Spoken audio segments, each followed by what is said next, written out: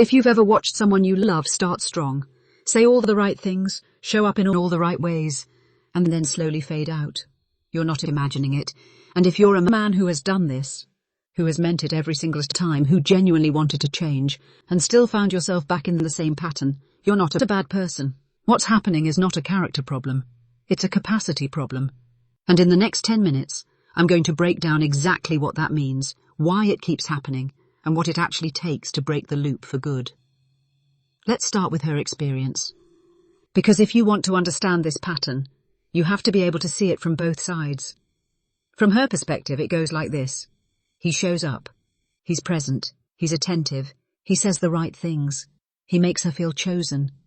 And she starts to trust it. She starts to open up. She starts to believe that this time is different. And then, slowly, things shift. He gets busy. He gets stressed. He gets distant. The effort drops. The presence fades. And she's left wondering, was any of it real? Does he actually care? Am I not enough to make him stay consistent? From her side, it feels like inconsistency. It feels like not being chosen. It feels like she's carrying the relationship alone. And the painful part? She's probably right about what she's experiencing. She's just wrong about what it means. Because what looks like a choice, like he's choosing not to show up, is actually a capacity issue. His system cannot sustain what he's trying to do under pressure. Not yet. Now let's go to his side. Because this is where most conversations stop, and where the real understanding begins. He meant it. Every single time he meant it. When he said he was going to be different, he believed it. When he showed up strong at the beginning, that was real. He wasn't performing, he wasn't manipulating, he genuinely wanted to be that man. But then pressure built. Life got hard. Work stress, financial pressure, family tension, internal conflict, whatever it was, the weight increased. And when pressure builds, something happens in the nervous system. The capacity that was available in calm, easy moments, the patience, the presence, the emotional availability that starts to compress. And he defaults. He gets defensive, he shuts down, he avoids, not because he stopped caring, not because she stopped mattering, but because his system doesn't yet have the capacity to stay regulated, stay present, and stay connected when things get hard. And over time, from her side, that pattern reads as, he's not choosing me. That's the loop. And it's one of the most painful loops in relationships. Here's the part that most people get wrong, including the men who are stuck in this pattern. The instinct is to try harder, to recommit, to make promises, to show up strong again at the start of the next cycle. And it works, for a while, until pressure builds again, and the same thing happens.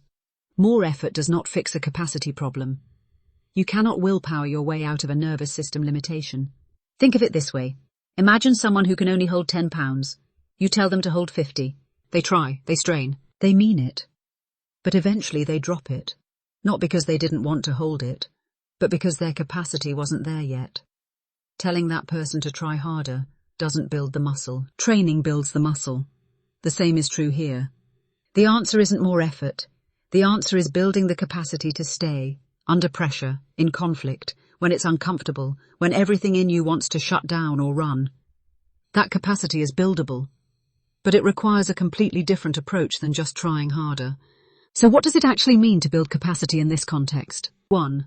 Nervous system regulation. The ability to stay inside your window of tolerance when pressure builds. To not spike into defensiveness or collapse into shutdown when things get emotionally charged. This is a trainable skill, and it's the foundation of everything else. 2. Perspective expansion. The ability to hold more than one point of view at the same time. To zoom out from your own experience and genuinely consider hers. When you're dysregulated, your world shrinks to your own perception. When you're regulated, you can expand to include hers. 3. Decentering. This is the ability to make her experience the center of your attention, not as a performance, but as a genuine orientation. To ask, what is she experiencing right now? What does this feel like from where she's standing? And to let that actually land. When these 3 things are present, regulation, perspective, and decentering, consistency stops being an act of willpower. It becomes a natural expression of who you are and what you're capable of. That's the shift. from forcing it to being it. Breaking the loop. So how do you actually break this loop? It starts with an honest recognition. This is not a motivation problem. You don't need to want it more. You already want it. The wanting has never been the issue. What you need is to build the internal infrastructure that allows the wanting to translate into sustained action, even when it's hard, even when you're stressed, even when the pressure is high and everything in you wants to retreat. That means doing the work on your nervous system. It means learning to notice when you're activated and developing the tools to come back to regulation. It means practicing perspective taking in low-stakes moments, so it's available in high-stakes ones. It means being honest about your patterns, not to shame yourself, but to understand yourself.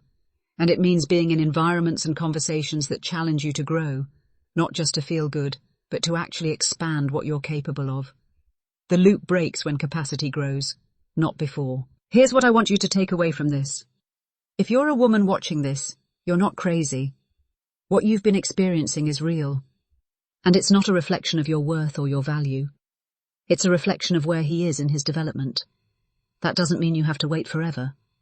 But understanding the real problem is the first step to knowing what actually needs to change. If you're a man watching this, hear this clearly.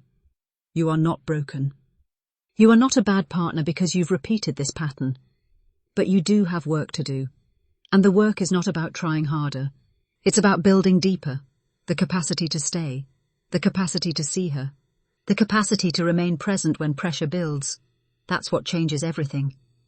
And it starts with being honest enough to admit, I don't have that yet. And I'm going to build it. That decision, right there, is where the loop begins to break. If this resonated, share it with someone who needs to hear it. Drop a comment below. I want to know what landed for you. And subscribe, because this is the conversation we're committed to having every single week. I'll see you in the next one.